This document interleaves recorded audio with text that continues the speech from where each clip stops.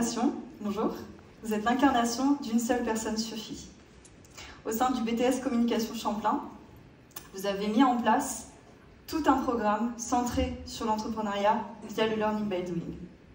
Est-ce que vous pouvez nous en parler un peu plus de comment est-ce que vous êtes arrivé là et de l'impact que ça génère pour vos étudiants?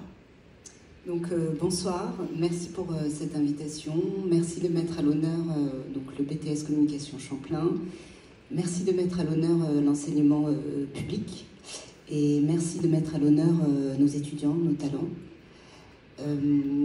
Au départ, le programme Sup Champlain Startupper était un projet que l'on a lancé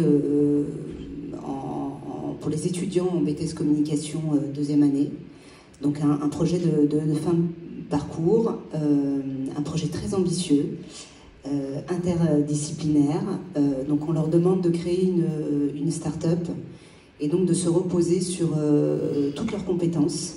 Donc bien évidemment leurs compétences en communication, mais aussi leurs compétences en économie, en droit, en management, en culture. Et donc de détecter de détecter un besoin et d'apporter une solution digitale, puisque sous la forme d'une application. Et ensuite de créer, puisqu'ils sont en communication, une stratégie de communication pour rendre visible très rapidement la solution et la partager. Donc comme je le disais, un projet très ambitieux, parce que déjà ils travaillent en groupe. Ils n'ont pas tous le même profil, le même degré de compétences. Et en plus, c'est en express, bien sûr, j'ai oublié de le dire, c'est en 2 mois. C'est dans le cadre des ateliers de professionnalisation. Mais très vite, alors ça passe par des moments de doute, bien évidemment, mais dès qu'ils détectent une solution qui leur parle, après avoir fait une veille sociétale, comportementale, on leur demande aussi de mettre en place, de réfléchir à un modèle économique. Et puis, de développer une application.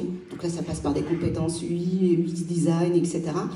Et là, ils commencent véritablement à douter parce qu'ils se disent, Madame Mansouri, là, on dépasse le champ de nos compétences, le référentiel, qu'est-ce qui se passe? Et c'est là que ça commence à devenir intéressant parce qu'on leur dit, certes, reposez-vous sur toutes vos compétences, mais dépassez vos compétences.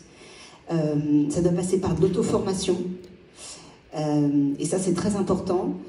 Et une fois qu'ils ont terminé leur projet, c'est pas fini, puisqu'on leur demande de préparer un pitch, le fameux exercice, douloureux exercice du pitch, et de pitcher ici, à la station F, devant des professionnels. Et donc ça a commencé, l'aventure a commencé, merci, avec Christelle, qui nous suit depuis le début de l'aventure, et il pitch. Et là, je veux dire, en tant que professeur, on est très fiers du résultat parce qu'on n'a plus face à nous des apprenants, des étudiants, mais on a face à nous des acteurs. Ça dépasse carrément la dimension académique. On a des acteurs, on a des professionnels qui ont vraiment gagné en confiance, en maturité, qui ont créé de la valeur. Et donc avec ce type de résultat, c'est devenu clairement un parti pris pédagogique pour moi. Donc ça commence déjà maintenant en première année, où ils accompagnent une start-up, donc on est en partenariat avec l'incubateur Agoranov, donc avec le dispositif Start-up à l'école, donc ils commencent en première année, donc ils répondent à un brief en communication, donc ils accompagnent une start-up pendant 6 mois dans leur stratégie de communication. Et puis en deuxième année, fort de cette expérience, ils mettent en place, ils créent une start-up qui leur ressemble. Et toute la beauté, excusez-moi, je rebondis, c'est toute la beauté de ce que vous faites. C'est vraiment, quand j'ai discuté avec vous, c'est cette ambition de générer de l'impact pour les étudiants, de les faire grandir. Et ça a été votre moteur, et vous avez initié ça seul. Et c'est ça que je trouve très beau, et d'ailleurs que je suis très très applaudir, parce que d'aller à la montée, alors, on a eu la chance d'avoir une direction au sein de l'établissement qui nous accompagne et qui nous soutient beaucoup, et aussi des partenaires. Je parlais d'Agoranov, de Station F, mais aussi d'entrepreneurs qui accompagnent, qui coachent nos étudiants. Je pense aussi à Vibia, qu'on a rencontré ici. Alors c'est devenu tout un parcours en 2 ans, et beaucoup de nos étudiants aussi font leur stage au sein des startups.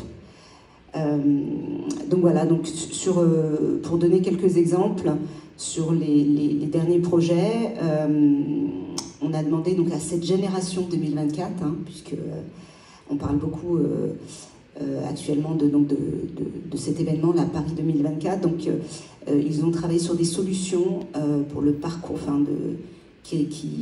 pour accompagner l'expérience donc olympique et paralympique 2024. Et plus récemment, on a eu carrément une commande du comité olympique pour solutionner un problème lié à l'hébergement pour la communauté sportive et associative.